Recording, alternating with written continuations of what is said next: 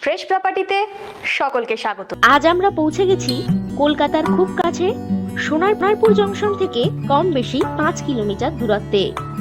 দেখাবো 14 ফুট রোডের পাশে 14 কাঠা শালি জমি। চলুন জমিটি দেখে নেওয়া যাক। এই জমি থেকে রাধানগর অটো স্ট্যান্ড পেয়ে যাচ্ছেন কম বেশি 1 কিলোমিটার দূরত্বে।